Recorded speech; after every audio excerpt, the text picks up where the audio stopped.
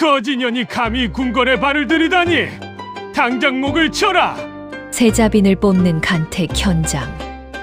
비단 옷 입은 양반집 교수 수백 명 사이로 구멍난 삼배옷의 집신 씨는 소녀 하나가 걸어 들어왔습니다. 사람들은 코를 막으며 비웃었습니다. 역적의 딸 주제에. 하지만 그 순간 대왕대비가 떨리는 손으로 외쳤습니다. 저 아이를 당장 내 앞으로 데려오너라. 그날 13년 묵은 누명이 벗겨지고 조선 최고의 권력자가 무너졌습니다. 거지 취급받던 소녀는 어떻게 왕비가 되었을까요? 삼배 저고리에 숨겨진 기적 같은 이야기. 지금 시작합니다. 잠시 인연을 고아옵니다.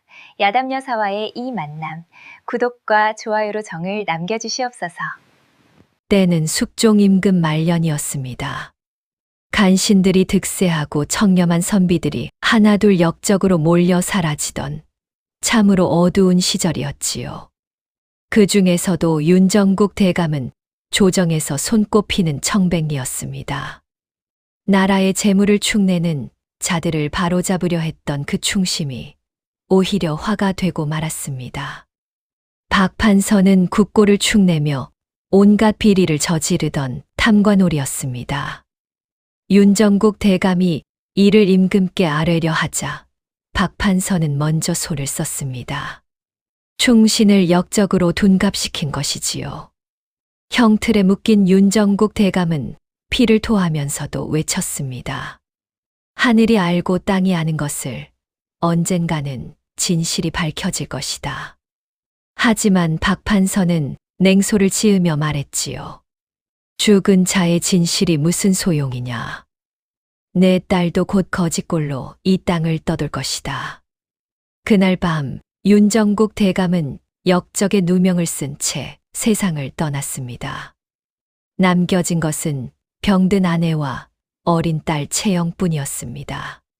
채영의 어머니는 마지막 숨을 헐떡이며 딸의 손을 꼭 잡았습니다.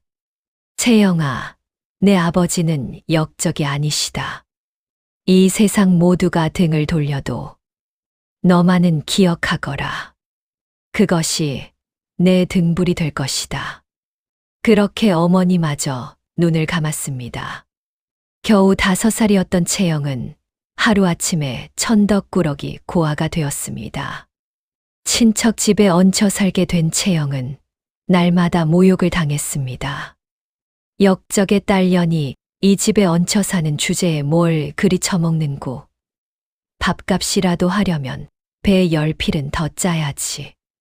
친척 안악은 날마다 이렇게 구박했습니다. 친척 영감은 지나가다 채영을 보기만 하면 침을 뱉었지요. 역적의 피가 흐르는 년이 어디 감히 똑바로 쳐다보는고. 하지만 채영은 한 번도 눈물을 보이지 않았습니다. 고개도 숙이지 않았습니다. 알겠나이다. 배를 더 짜겠나이다. 묵묵히 대답하고는 다시 배틀 앞에 앉았습니다. 남들이 역적의 딸이라 손가락질할 때도 채영은 어머니의 유언을 가슴에 새기고 있었습니다. 밤마다 아버지가 남기신 낡은 붓을 쓰다듬으며 혼자 글을 읽었습니다. 친척들 몰래 아버지의 글씨를 따라 썼습니다. 채영은 중얼거렸습니다. 비단은 몸을 데우나 삼배는 뼈를 곧게 세운다 하셨지요. 아버님, 그렇습니다. 채영은 알고 있었습니다. 겉은 초라한 삼배옷을 입고 있지만 자신의 뼛속에는 아버지의 고든 기계가 흐르고 있다는 것을, 언젠가는 그 진실이 세상에 드러날 것이라는 것을. 13년의 세월이 흘렀습니다. 그 긴 세월 동안 채영은 모욕 속에서도 결코 꺾이지 않는 매화처럼 자신만의 향기를 키워가고 있었습니다. 그해 겨울은 유난히 눈보라가 거셌습니다. 채영은 친척 영감의 호통에 떠밀려 눈 쌓인 산길로 나무를 하러 갔습니다. 얼어붙은 땅에서 나무를 캐내고 무거운 나무 묶음을 등에 지고 돌아오는 길이었습니다. 조금만 더. 채영은 헐떡이며 발을 내디뎠습니다. 바람이 매섭게 불어왔습니다. 구멍난 집신으로는 발가락 끝이 얼어붙는 것 같았습니다. 그때였습니다. 눈 속에 쓰러져 있는 노파를 발견한 것은 옷차림은 화려했지만 얼굴은 창백하게 질려 있었습니다. 숨소리도 거의 들리지 않았습니다. 채영은 나무 묶음을 내려놓고 급히 달려갔습니다. 어르신, 정신 차리시옵소서. 노파가 희미한 목소리로 중얼거렸습니다. 춥구나. 너무 춥구나. 채영은 망설임 없이 자신이 입고 있던 유일한 쓰개 치마를 벗었습니다. 그리고 노파를 감쌌습니다. 이것으로라도 몸을 녹이시옵소서. 제가 마을까지 업고 가겠나이다. 노파가 눈을 떴습니다. 아이야, 내가 얼마나 추울 텐데. 채영은 미소 지었습니다. 소녀는 젊사오니 괜찮사옵니다. 어르신의 목숨이 더 소중하옵니다. 채영은 노파를 등에 업었습니다. 눈보라가 거세게 몰아쳤지만 채영은 한 걸음 마을을 향해 걸었습니다. 땀과 눈이 뒤섞였습니다. 발은 감각이 없었습니다. 하지만 채영은 멈추지 않았습니다. 그 과정에서 노파가 지니고 있던 옥패 하나가 눈 속으로 떨어졌습니다. 하지만 아무도 그것을 알아차리지 못했습니다. 그 옥패가 훗날 채영의 운명을 바꿀 증표가 되리라는 것을 그때는 아무도 몰랐지요. 채영은 죽으림을 다해 노파를 마을 주막까지 데려다 주었습니다. 주막 주인이 노파를 보고 깜짝 놀라 방으로 모셨습니다. 따뜻한 차와 이불이 준비되었습니다.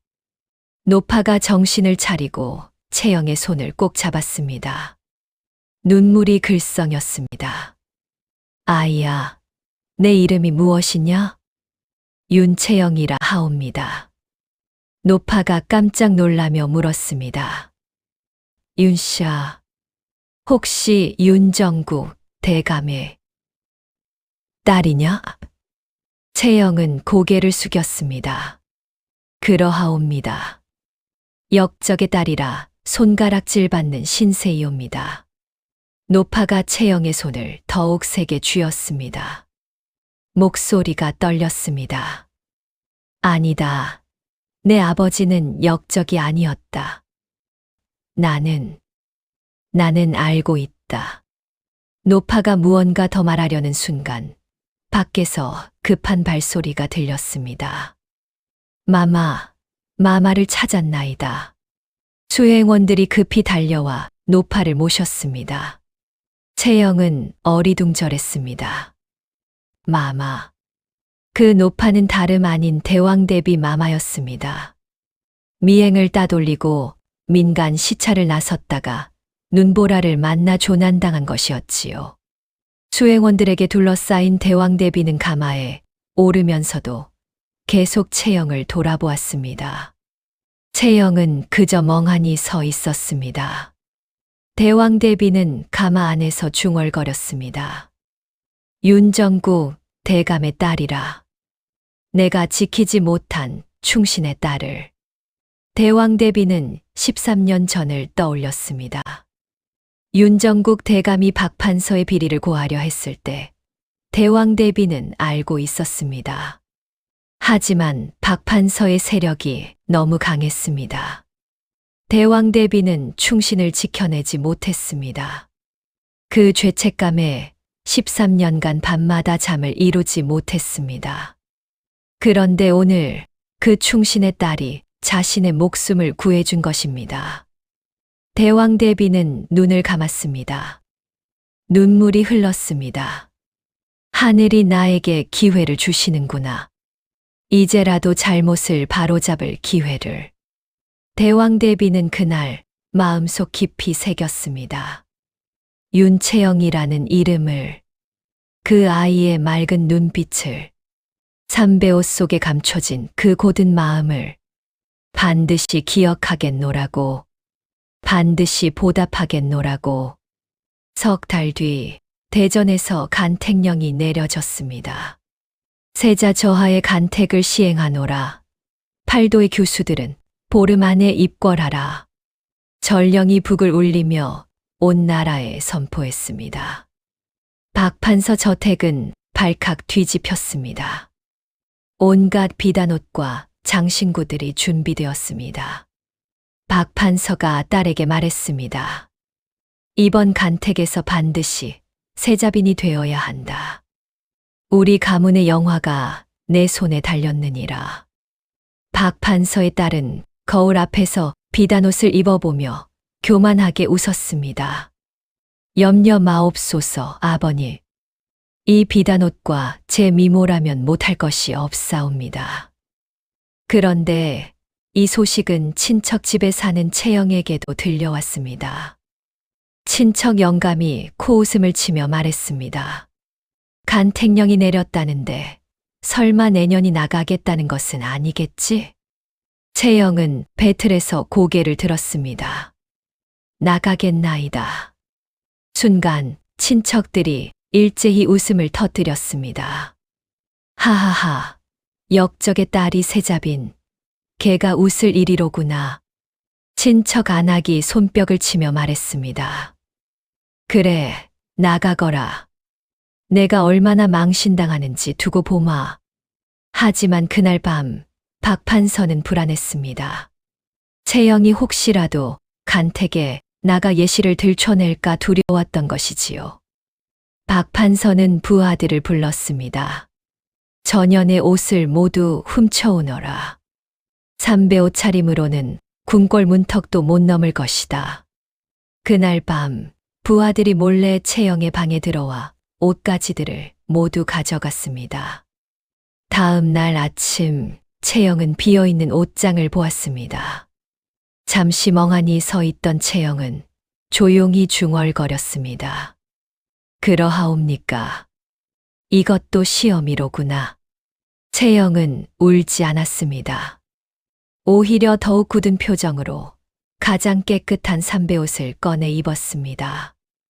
머리를 단정히 빗고 낡은 집신을 신었습니다. 그리고 궁궐을 향해 걸었습니다. 궁궐 문 앞에는 화려한 비단옷을 입은 교수들이 즐비했습니다. 채영이 다가가자 교수들이 웅성거리기 시작했습니다. 저거 좀 보세요. 거지가 궁궐에 왔네요. 삼배옷의 집신이라니 저런 것이 어찌 간택에 나왔는고. 아마 밥이나 얻어먹으러 온 게 아니겠어요? 교수들의 비웃음 소리가 점점 커졌습니다. 수문장이 채영 앞을 막아섰습니다. 물러가라. 이 문은 귀한 교수들만 드나들 수 있는 곳이니라. 채영은 차분하게 말했습니다. 소녀도 간택령을 받은 교수이옵니다. 수문장이 비웃었습니다. 교수, 거지가 교수라 하는구나. 썩 물러가지 못할까. 그때 박판서의 딸이 비단 부채를 펼치며 다가왔습니다. 코를 막으며 말했습니다. 어머나, 무슨 냄새가 이리 지독한고. 삼배 누더기에서 흙 냄새가 나는구려. 교수들이 일제히 웃으며 거들었습니다. 맞아요. 저런 것이 어찌 감히 세자 저하를 뵙겠다는 거예요. 채영은 눈빛 하나 흔들리지 않고 말했습니다. 옷이 사람을 만드는 것이 아니라 사람이 옷을 입는 것이옵니다. 비단을 걸쳤으나 마음이 누더기인 자와 삼배를 입었으나 마음이 곧은 자, 어느 쪽이 진정 귀하겠나이까. 순간 정적이 흘렀습니다. 교수들은 할 말을 잃었습니다. 박판서의 딸은 얼굴이 붉어지며 소리쳤습니다. 감히 내년이.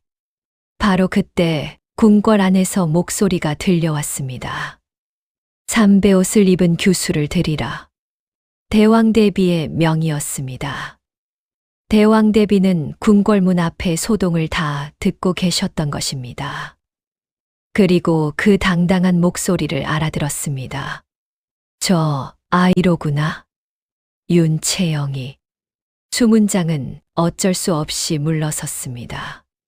채영은 고개를 꼿꼿이 들고 궁궐 안으로 걸어 들어갔습니다. 교수들은 수군거렸지만 아무도 채영을 막을 수 없었습니다. 박 판서는 멀리서 이 광경을 지켜보며 이를 갈았습니다. 전현이 어찌 감히. 하지만 이미 늦었습니다. 삼배옷을 입은 소녀는 비단옷을 입은 수백 명의 교수들 사이를 당당히 지나 대전을 향해 걸어가고 있었습니다. 대전 안은 숨이 막힐 듯 고요했습니다. 화려한 비단옷을 입은 교수들이 앉아 있고 그 한가운데 삼배옷을 입은 채영이 앉아 있었습니다. 대왕대비가 위엄 있게 자리하셨습니다. 대왕대비의 눈빛이 채영에게 머물렀습니다. 그리고 조용히 말씀하셨습니다. 마지막 간택의 시제를 내리노라. 눈 속의 매화를 읊으라. 진정한 충과 덕을 갖춘 자만이 세자빈이 될 수 있느니라. 교수들이 술렁였습니다. 박 판서의 딸이 가장 먼저 나섰습니다. 자신만만한 표정으로 비단옷을 휘날리며 말했습니다. 매화는 눈 속에서 피어나 천하의 꽃 중 으뜸이로소이다. 마치 우리 대조선이 만국 중 으뜸이듯 세자 저하의 덕이 천하의 으뜸이듯 이 비단같이 화려한 꽃이 궁궐을 빛내리이다. 화려한 미사여구였습니다. 권력을 찬양하는 말들이었습니다. 박 판서는 흡족한 표정으로 고개를 끄덕였습니다. 하지만 대왕대비는 무표정했습니다. 다음. 대왕대비의 목소리에는 온기가 없었습니다. 채영이 일어섰습니다. 삼배옷이었지만 자세는 흐트러짐이 없었습니다. 채영은 눈을 감았습니다. 그리고 천천히 마치 노래하듯 말하기 시작했습니다. 매화는 눈 속에서 피어도 향기를 자랑하지 않사옵니다. 대전이 고요해졌습니다. 대왕대비의 눈빛이 흔들렸습니다. 채영은 계속했습니다. 비단 옷을 입지 못해도 뼈는 곧게 서 있사옵니다. 찬바람이 매섭게 불어도 가지는 하늘을 향하옵니다. 세상이 등을 돌려도 뿌리는 땅을 굳게 잡사옵니다. 채영의 목소리는 떨렸지만 명료했습니다. 채영은 눈을 떴습니다. 눈물이 글썽였습니다. 이것이 소녀가 배운 충이옵니다. 화려함으로 눈을 현혹하는 것이 아니라 묵묵히 제 자리를 지키는 것. 그것이 소녀 아버지께서 가르쳐 주신 진정한 충이옵니다. 대전이 숨죽였습니다. 대왕대비의 손이 떨렸습니다. 눈물이 흘렀습니다. 대왕대비는 13년 전을 떠올렸습니다. 윤정국 대감이 상소를 올릴 때 바로 이런 문체였습니다. 화려하지 않지만 뼈가 있는 글. 권력을 찬양하지 않고 진실을 말하는 글. 대왕대비가 떨리는 목소리로 물었습니다. 그대의 아버지는 누구시냐? 채영은 또렷하게 대답했습니다. 역적으로 몰려 돌아가신 윤정국 대감의 딸 윤채영이옵니다. 대전이 술렁였습니다. 박 판서가 벌떡 일어나며 소리쳤습니다. 무엇이라, 역적의 딸을 당장 끌어내라. 하지만 대왕대비가 손을 들어 제지했습니다. 잠자코 있거라. 대왕대비의 목소리는 위엄으로 가득했습니다. 대왕대비는 떨리는 손으로 품에서 무언가를 꺼냈습니다. 낡은 옥패였습니다. 눈 속에서 떨어져 대왕대비의 수행원이 나중에 찾아낸 바로 그 옥패였습니다. 대왕대비가 옥패를 들어 올리며 물었습니다. 이 옥패를 아느냐? 채영의 눈이 커졌습니다. 그것은 눈 속에서 어르신을 구했을 때 대왕대비가 눈물을 쏟으며 말했습니다. 내가 바로 그 아이냐? 내 은인이 윤정국 대감의 딸이었구나. 대왕대비는 자리에서 일어나 채영에게 다가갔습니다. 그리고 채영의 손을 꼭 잡았습니다. 13년 전 나는 윤정국 대감을 지키지 못했다. 간신들의 모함을 막지 못하고 충신을 역적으로 죽게 만들었다. 그 죄책감에 밤마다 잠을 이루지 못했는데 대왕대비의 목소리가 떨렸습니다. 하늘이 나에게 기회를 주셨구나. 이제라도 잘못을 바로잡을 기회를. 채영도 눈물을 흘렸습니다. 마마. 대왕대비가 채영의 얼굴을 들여다보았습니다. 내 시를 듣고 깨달았다. 진정한 충은 화려한 말이 아니라 고든 마음에 있다는 것을. 내 아버지가 그러했고 너 또한 그러하구나. 대전의 모든 사람들이 숨을 죽이고 지켜보았습니다. 박판서의 얼굴은 클빛이 되었습니다. 대왕대비가 위엄 있게 선포했습니다. 박판서를 당장 끌어내라. 13년 전 윤정국 대감을 모함한 증거를 낱낱이 밝혀내겠노라. 박판서가 떨며 무릎을 꿇었습니다. 마마, 이것은 오해이옵니다. 대왕대비가 차갑게 말했습니다. 오해. 내가 국고를 축낸 증거가 이미 내 수중에 있느니라. 윤정국 대감이 이를 밝히려 하자 역적으로 몰아 죽인 것도 다 알고 있다. 금부도사들이 달려와 박판서를 잡아 끌었습니다. 박판서가 절규했습니다. 안 됩니다. 저에게는 공이 있사옵니다. 대왕대비가 말했습니다. 충신을 죽인 죄 그 무엇으로도 갚을 수 없느니라. 끌어내라. 박판서는 그렇게 끌려나갔습니다. 그의 딸도 함께 쫓겨났습니다.